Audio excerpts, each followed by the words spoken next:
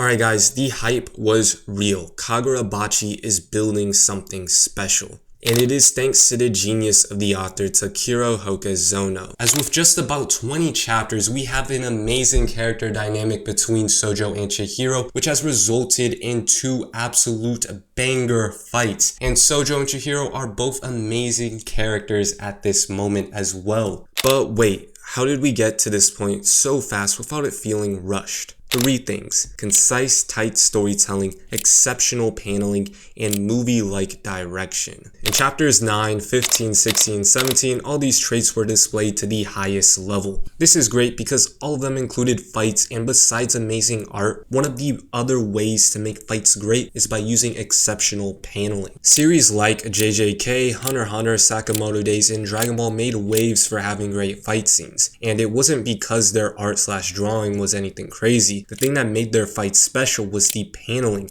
that flowed well and their sense of direction and choreography that made things interesting. And while I'm not saying Kagurabachi is on their level, it is doing the same thing. But this level of paneling didn't appear when it had the most amount of hype, the first fight or even the second fight in the series, as it only reached this level in chapter 8. Sojo comes in and kills the Dorama guy's sister because Dorama failed him. Dorama is surprised and slowly loses his mind and decides, you know what, I'm blowing myself up and taking Sojo with me. Sojo sees this and he couldn't care less and nonchalantly walks away from the explosion. And while walking away, one of Chihiro's victims appears to request Sojo to kill Chihiro. Sojo still, nonchalantly doesn't really care but agrees anyways and moves forward, bringing the victim with him. However, this dumb victim decides, you know what, I'm a bit too scared of Chihiro and I just want Sojo to go out and kill him, and decides to use his power to make Sojo get a flashback to his childhood in an attempt to escape.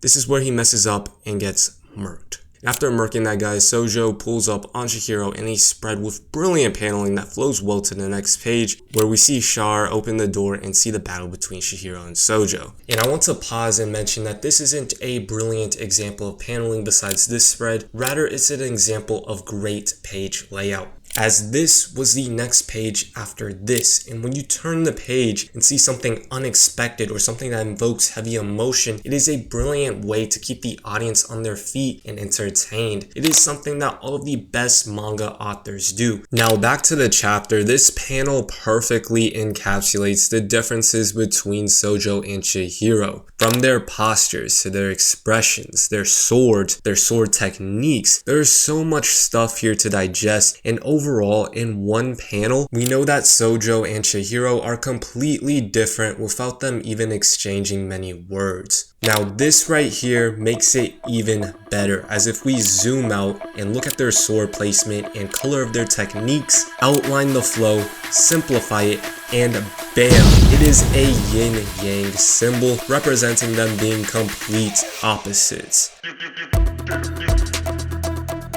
This right here is how you tell a story by using exceptional paneling and exceptional choreography and direction. As if you haven't noticed, I took out all of the quotes and went based on the panels and art alone, plus a little bit of prior knowledge from the previous chapters. And it is honestly funny that Kagurabachi has reached this level in these areas yet receives less hype than it did before. And honestly, the only element that has stayed the same is its pacing, but that's because it didn't need any improvement, as it is tight and concise and was already one of Kagurabachi's biggest strengths. There have been multiple points where Kagurabachi could have lingered around and slowed down the story. Instead, Kagurabachi raised the stakes and tension to keep the story fresh and focused, as while downtime would have been nice, it wasn't necessarily needed, and I am glad that Takiro Hokazono has no time for that and is completely focused on telling a banger, action-packed revenge story, because he is cooking. The dynamic between Sojo and Chihiro, as I said earlier, is amazing and has only gotten better after the initial interaction. Sojo is just a great first antagonist, and I would put him up there with the likes of Isabella and Zabuza in the discussion of the best intro antagonists. He's an unpredictable menace to society with great one-liners, like when he told Dorama, if you've chosen a path in life, at least commit one measly lifetime to it.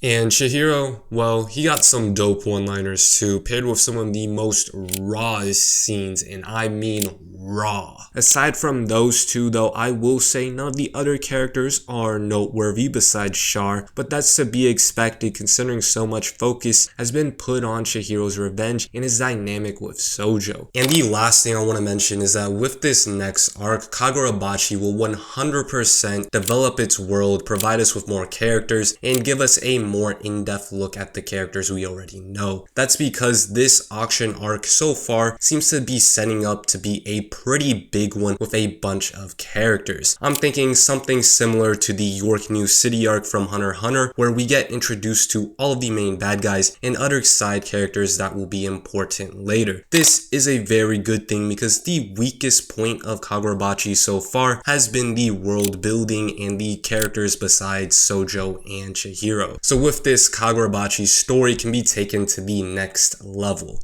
So hopefully Shonen Jump doesn't axe Kagurabachi so we can get to see that, because it honestly has the potential to be great. But come on, this is Kagurabachi. It has an entire anime adaptation confirmed by MAPPA already, 2 live action movies confirmed. You already know they're going to turn this into the anime version of Kill Bill and make loads of money off of it.